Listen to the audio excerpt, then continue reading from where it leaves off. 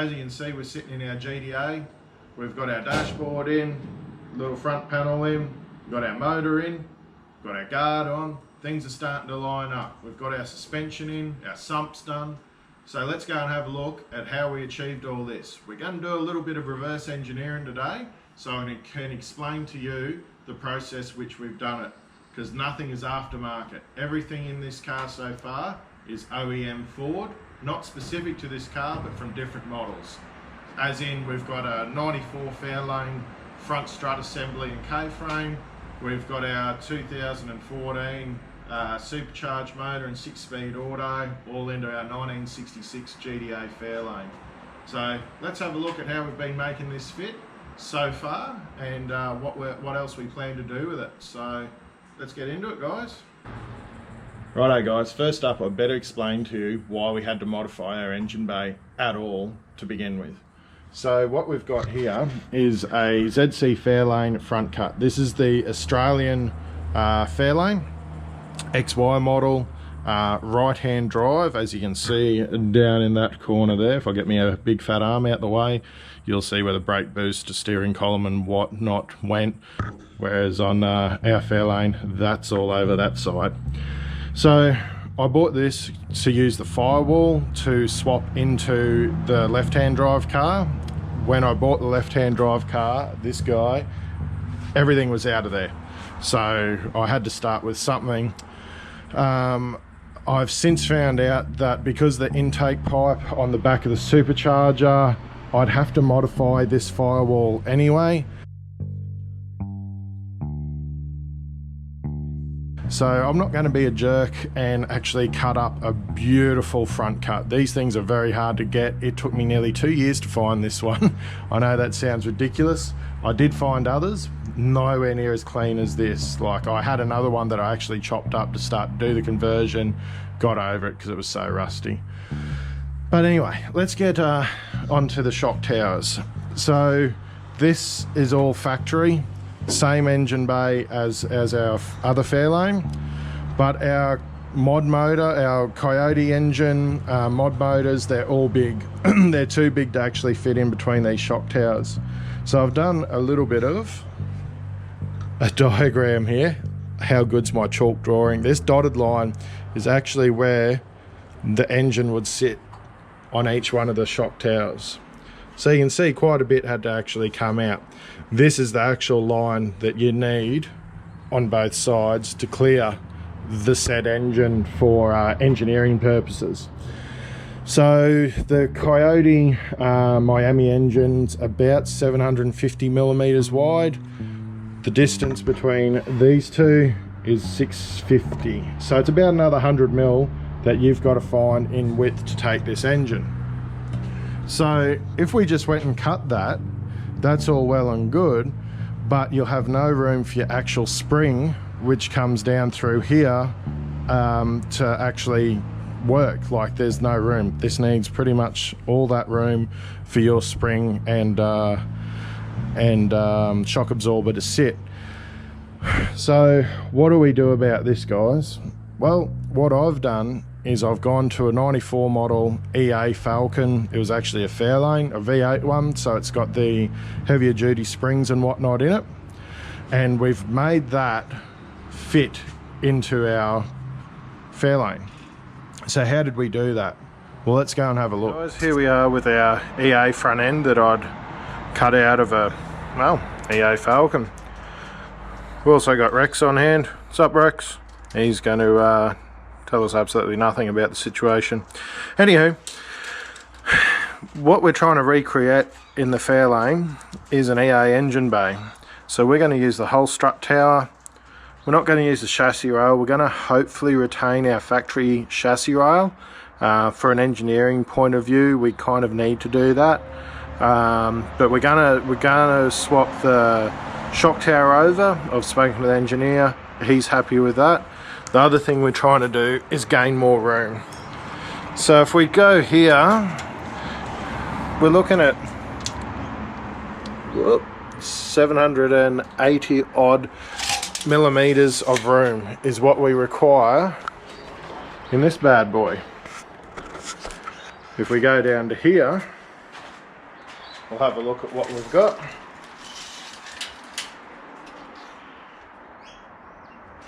$735.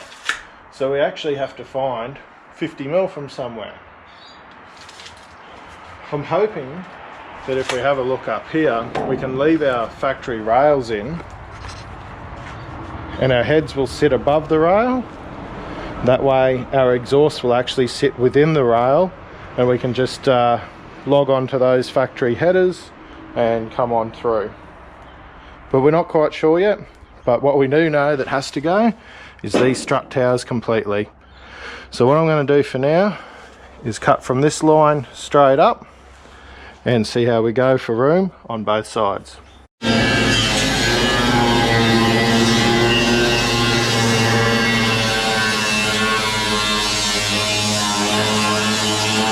So what we've got here is our dogs barking, but our towers are cut out. What the plan is one I prepared earlier out of our EA front, is to modify this and to weld it into place. At the moment,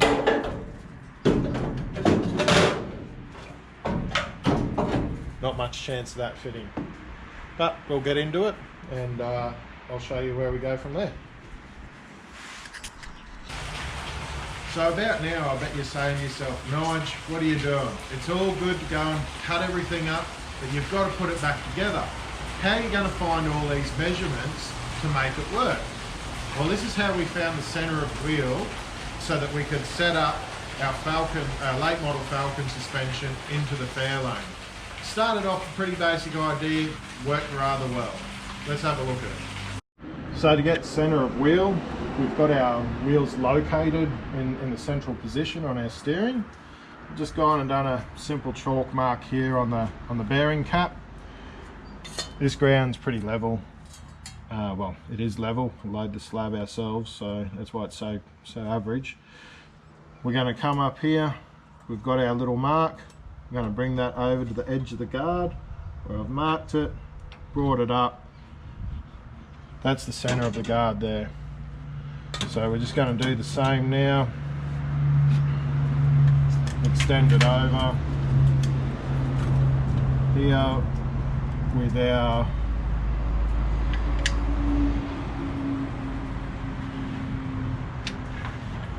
level.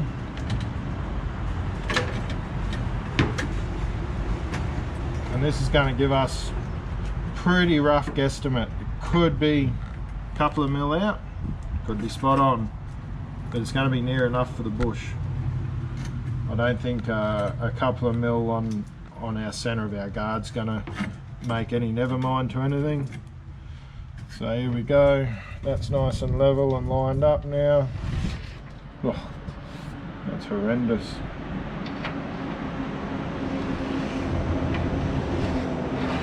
Through to the top of the guard.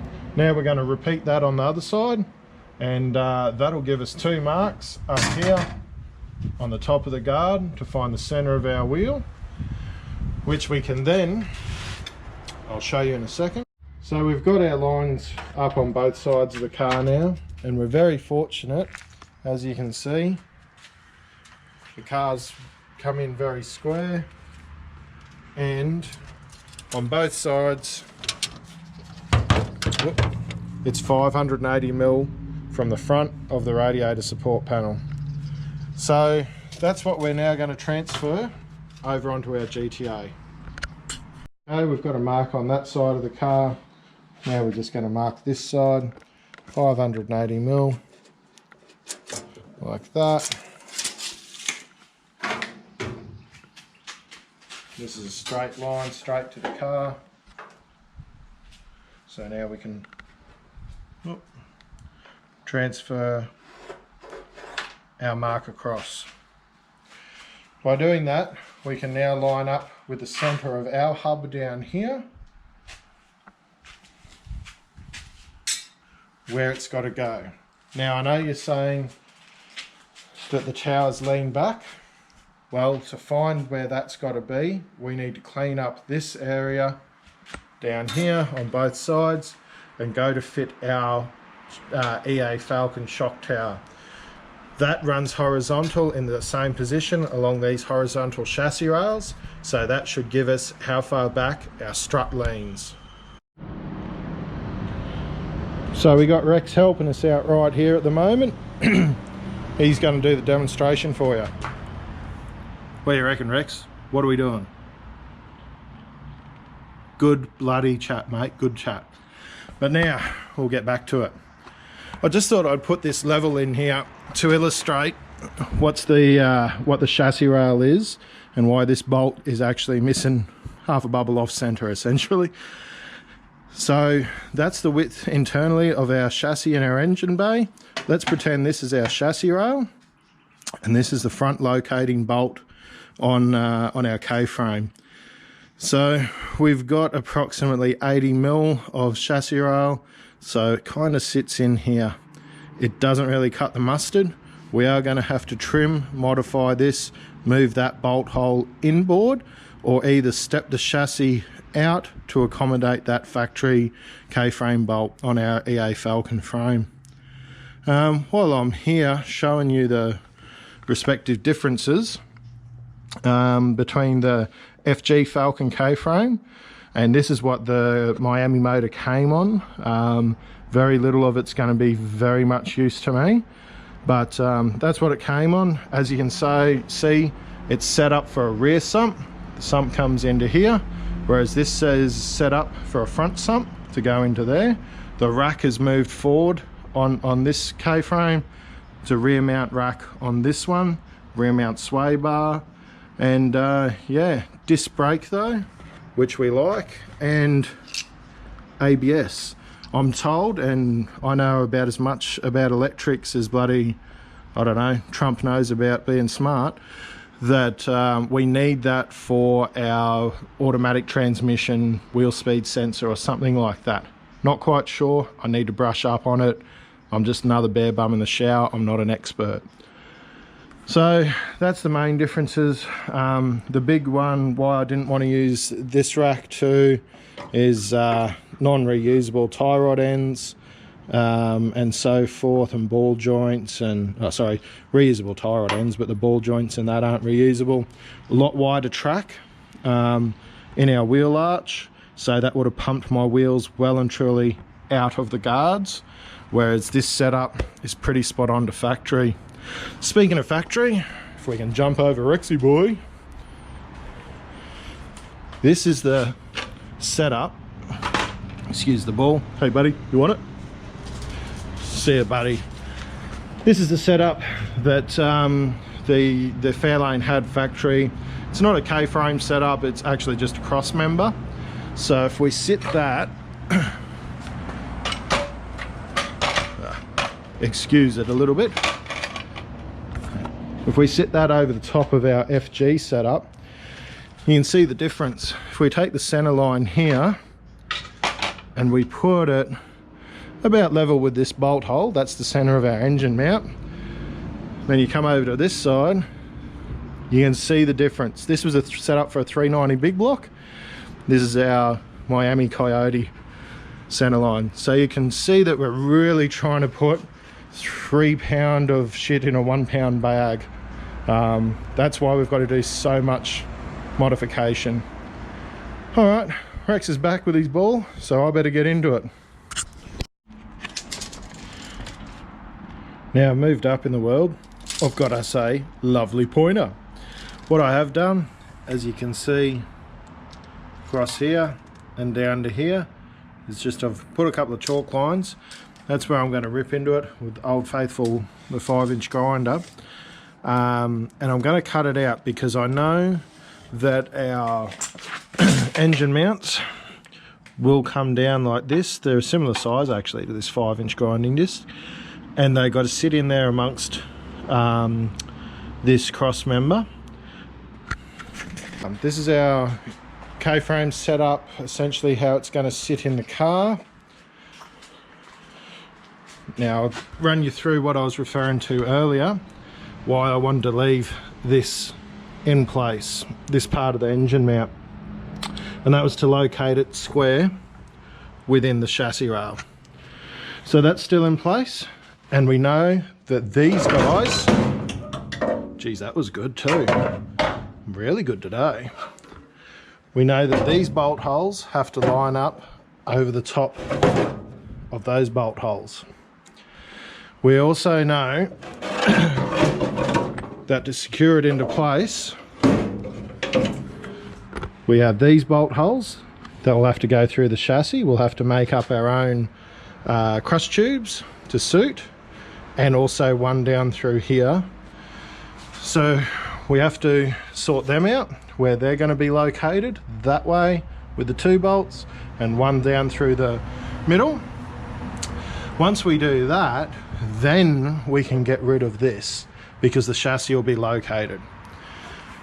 But the hard part of measuring all this is getting our wheel and our K-frame back or forward within the guard. Well guys, that's about it for the video. Thanks for watching. Don't forget to like and share. But how good is this conversion so far?